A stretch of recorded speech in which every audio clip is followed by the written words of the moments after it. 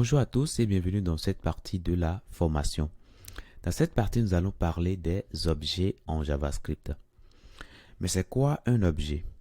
Alors, dès lors qu'on parle d'objets, ce qui nous vient à l'esprit, c'est les objets de la vie réelle. Un stylo, par exemple, disons un téléphone, un ordinateur, voilà, bref, tout ce qui est objet de la vie réelle qu'on peut toucher. En informatique, les choses sont un peu différentes. Quand on parle d'objets en informatique, il s'agit tout simplement d'une représentation virtuelle. Ce qui veut dire que on peut avoir des objets même qui n'existent pas dans la vie réelle, qu'on peut voir que dans l'imagination. Ok. Donc du coup, c'est ça.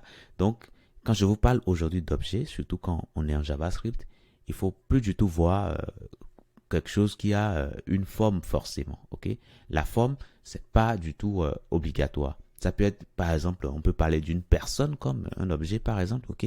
Le but, quand on crée des objets en informatique, c'est de pouvoir regrouper des caractéristiques qui sont communes à l'objet que nous sommes en train de modéliser, afin de pouvoir manipuler plus tard ces caractéristiques-là. Donc voilà un peu ce que c'est qu'un objet. C'est une représentation virtuelle, soit des objets de la vie réelle, ou bien des objets virtuels. Le but qu'il y a derrière, c'est de pouvoir collecter et regrouper au même endroit les informations sur l'objet en question et pouvoir manipuler ces informations-là plus tard. Alors, nous allons voir comment créer un objet. Alors, quand on crée un objet, il faut pouvoir stocker, puisque le but, c'est de pouvoir utiliser plus tard.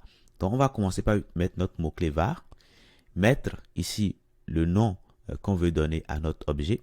Alors, ici, je suppose que nous voulons créer un objet voiture, par exemple. Donc, on mettra ici car, ok, car, attention, car, voilà.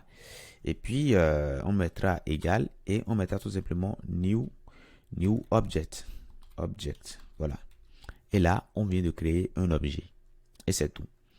Maintenant, un objet a ce que nous appelons des caractéristiques.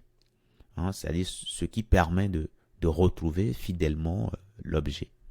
Donc, quand je mets ici une voiture, je crée un objet voiture, qu'est-ce qui peut me permettre de connaître la voiture ou bien d'arriver à identifier la voiture?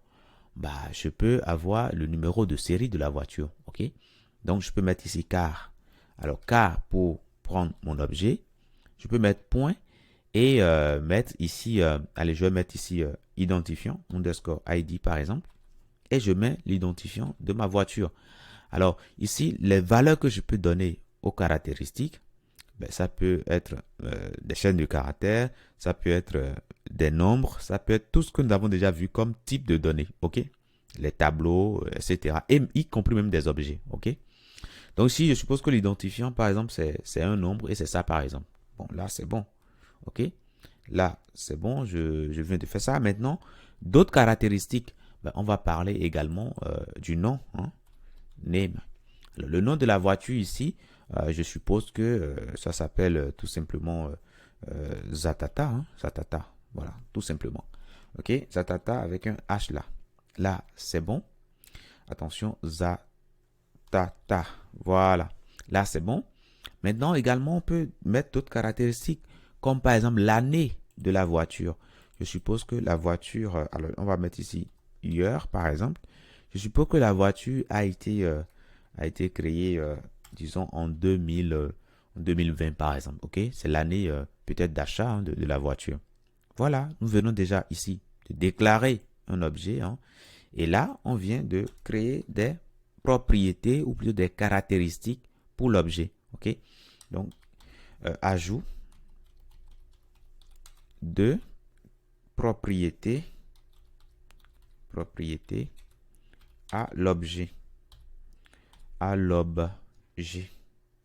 Voilà. Alors, si nous revenons ici au niveau de notre navigateur ici, je peux tenter d'accéder à car pour voir. Donc, car, qu'est-ce que je vois? Je vois que ça m'affiche tout simplement ici des accolades. Et puis, à l'intérieur, j'ai tout simplement les attributs que j'ai définis tout à l'heure. Imaginez que je n'ai pas défini ces attributs-là, par exemple. Ok. Imaginez que je n'ai pas défini ça. Qu'est-ce qui va se passer? Alors, quand je reviens ici, je peux retrouver car ici et on voit que c'est des accolades vides. Voilà. OK? Donc voilà. Donc si je mets des éléments, bah, je verrai les éléments et vous allez voir également qu'on peut consulter hein, ces éléments-là. Donc voilà mon car ici. Maintenant, si je veux consulter l'identifiant du car, c'est-à-dire de la voiture, je peux prendre déjà la voiture qui constitue en lui-même l'objet et je mets tout simplement point et je mets maintenant le nom de la propriété que je veux consulter. Donc, c'est underscore ID. Donc, le fait de mettre ça, ça va m'afficher tout simplement l'identifiant de la voiture. Je peux également dire, ben, je veux regarder le nom de la voiture. Donc, je mettais tout simplement name ici. Et là, je vois le nom de la voiture. Je peux regarder l'année également de construction de la voiture, ou plutôt d'achat de la voiture. Okay? Et là, je vois bien l'année. Donc là, c'est bon. Mais cette façon de faire les choses ici, okay, cette façon de faire les choses, on peut encore faire autrement. Okay? On peut simplement mettre car comme ça et mettre tout simplement des accolades, okay? Pardon, des crochets. Et dans les crochets, ben, on met tout simplement sous forme de chaîne de caractères l'attribut que nous souhaitons récupérer. Et là, on voit que ça nous met bien Zatata là, ok? Alors, si je mets par exemple l'identifiant, ok, je peux mettre underscore ID par exemple. Et là, ça m'affiche bien l'identifiant. Je peux mettre également year, ok? Et là, ça m'affiche bien l'année ici en bas, ok? Voilà.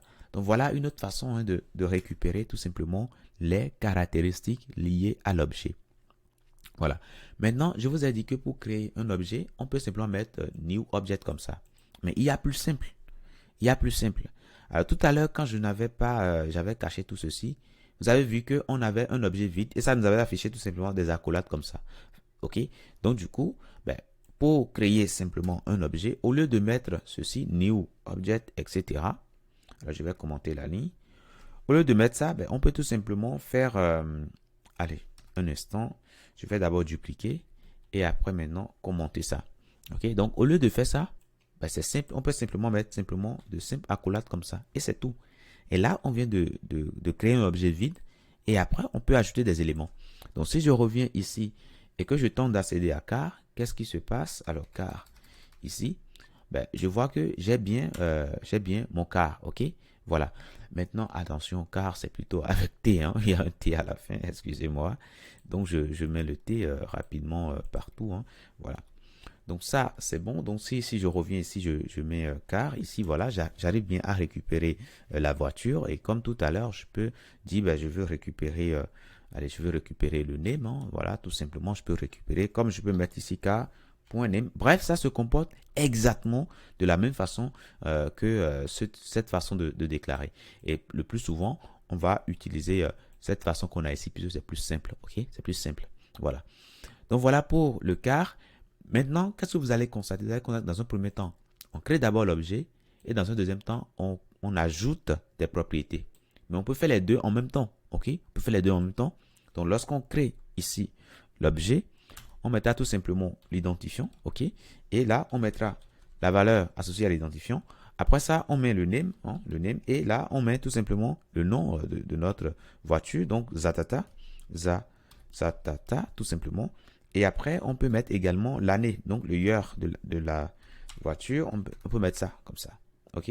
Alors, c'est plutôt 2000, allez, mettons 2020. OK? Donc, ce faisant, ben, je n'ai plus ici à créer ces lignes-là. Voilà. OK? Donc, si je reviens ici, qu'est-ce qui va se passer? Je prends tout simplement car. Alors, car, et là, je vois que ben, j'ai mon objet. OK? Voilà. Maintenant, s'il venait que j'ai oublié d'ajouter un élément, je suppose que là, j'ai oublié d'ajouter le modèle de la voiture. OK? Donc, du coup, je peux prendre directement K comme ça. OK? Et mettre ici modèle. Alors là, ça me met on define parce qu'il n'y a pas de modèle défini par défaut sur le cas. Maintenant, moi, je peux maintenant dire, je veux créer cette propriété-là et je veux lui donner la voiture, allez, E25 par exemple, tout simplement. Et là, c'est bon. Donc, si je reprends ici car, par exemple, là, je vois que désormais, j'ai tout simplement modèle et puis j'ai E25. Voilà, ok? Voilà, et je peux maintenant dire, je veux accéder à car.modèle, ok? Et là, j'accède bien au modèle de ma voiture. Donc, voilà pour déjà comment créer les objets et comment mettre des éléments dedans, ok? Et à partir du moment que vous voyez que c'est pas suffisant, ok, après vous pouvez modifier hein, et ajouter des éléments tout simplement en mettant ici. Alors si je mets car.modèle, je peux ajouter ici tout E10, pardon, E25 par exemple, tout simplement. OK? Donc là, c'est bon. Donc voilà ce que je tenais à vous dire dans cette partie. OK? Je vous dis merci et à tout de suite dans la prochaine.